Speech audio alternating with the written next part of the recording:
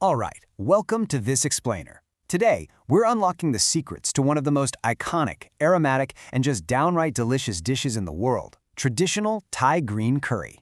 Now, if you're a culinary beginner, you might look at a beautiful, vibrant bowl of green curry at a restaurant and think, yeah, right, there is literally no way I can pull that off in my own kitchen without completely messing it up. But it turns out with the right traditional techniques, you absolutely can. We're going to walk through the ancient, traditional methods for creating this absolute masterpiece.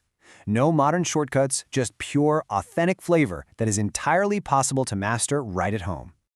Okay, so here's our game plan for today. We've broken this down into 5 super clear stages. 1. Ingredient preparation.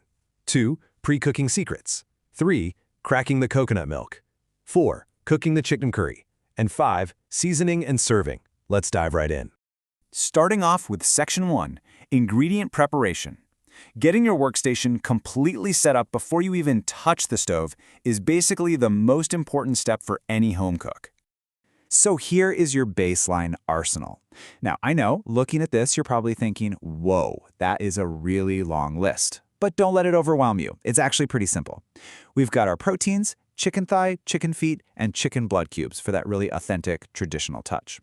We have our vegetables, Thai eggplants, and those little slightly bitter pea eggplants. Then we have our aromatics and flavor builders, red spur chilies, sweet basil, kaffir lime leaves, green curry paste, palm sugar, fish sauce, and absolutely crucial here, 100% pure coconut milk. Taking a few minutes to organize all of this right now totally prevents you from panicking while the pot is bubbling away later. Moving right along to Section 2, Pre-cooking secrets. These are the specific little preparation hacks that separate a messy beginner's attempt from a true culinary masterpiece. You see, the traditional method actually treats different proteins differently before they ever hit the curry pot. For the chicken blood cubes, you just want to do a quick blanch in hot water. This is absolutely essential to remove any lingering fishy or gamey odors. For the chicken feet, you've got to pre-boil them for about 30 to 40 minutes. Why? Well, if you try to cook them from scratch right in your delicate curry, you're going to overstew your coconut milk and completely ruin the texture of the dish. Pre-boiling is a massive time saver and guarantees they turn out melt in your mouth tender. And finally, make sure you cut your chicken thigh into large, chunky pieces. Chicken thigh shrinks a lot when cooked, so starting big prevents your meat from shriveling down into sad, tiny little bites. Now, here's a brilliant little trick to solve a super common beginner mistake: serving brown, oxidized eggplants. If you just chop Thai eggplants and leave them sitting on your cutting board, they turn this murky, unappetizing brown almost instantly. The traditional secret? A simple saltwater barrier. Just mix some salt and water, quarter your eggplants, and drop them in immediately. This simple step keeps them a vibrant, beautiful white and green, making sure your final dish looks just as amazing as it tastes. Oh, and before we hit the stove, check out this awesome sensory visual cue. Take your red spur chilies, remove the seeds, cut them into thin julienne strips, and just soak them in plain water. Within minutes, they're going to curl up into these beautiful, elegant little spirals. It requires literally zero extra effort, but it adds this incredible restaurant-quality professional touch to your presentation that will absolutely wow whoever you're cooking for. All right, on to Section 3, Cracking the coconut milk. Prep is done, and now we are entering the absolute heart of the ancient curry method. Now, if you're a beginner, let me just say this right up front. Do not panic when you see your coconut milk start to separate. What's really fascinating here is that in Western cooking, right, a broken sauce is usually a total disaster. But in traditional Thai cooking, cracking the coconut milk is the deliberate, secret technique. You basically pour pure coconut milk into your pot over medium heat and stir until its natural aromatic oils separate and float right to the top. You are literally extracting the most fragrant cooking oil possible directly out of the milk itself. To really understand why this matters so much, let's compare the methods. The modern shortcut, which a lot of people use just for convenience, is to fry the curry paste in standard vegetable oil. But the traditional method? You fry that beautiful green curry paste directly in the naturally reduced, cracked coconut oil that you just separated. Taking those few extra minutes to crack the coconut milk yields a vastly superior, super vibrant green color. It keeps the curry from tasting heavy or greasy, and it unlocks this deep, authentic aroma that regular vegetable oil just cannot replicate. Section 4, Cooking the chicken curry. With our aromatic base perfectly established, we're ready for the active cooking phase where everything finally comes together. Let's break down the actual cooking timeline. At minute 0, you are frying your paste in that cracked coconut oil until it smells unbelievably good. Around the 5-minute mark, toss in your raw chicken thigh.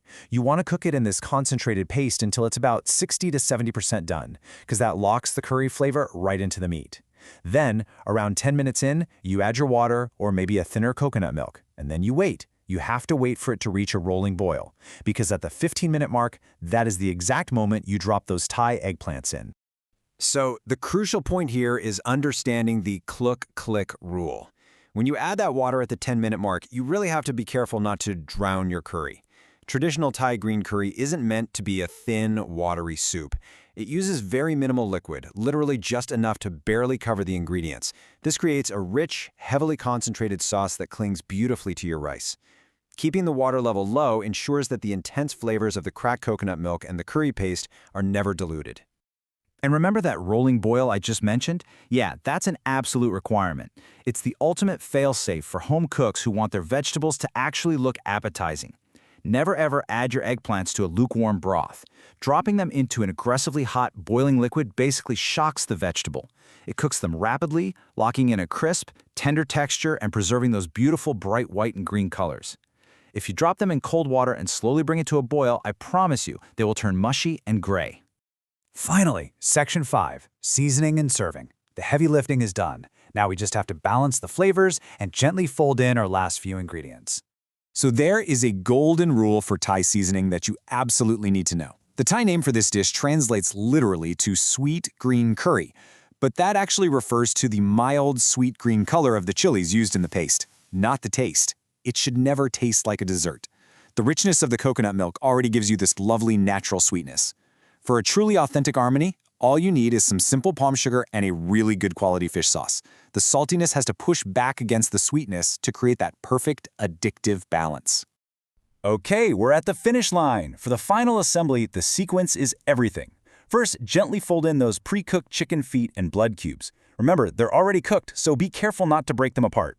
Then, toss in those delicate pea eggplants. Next, stir in torn kaffir lime leaves, which is going to release this sudden, amazing burst of citrus aroma.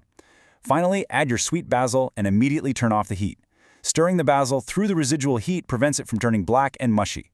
Top the whole thing off with those beautiful curled red chilies you prepped earlier.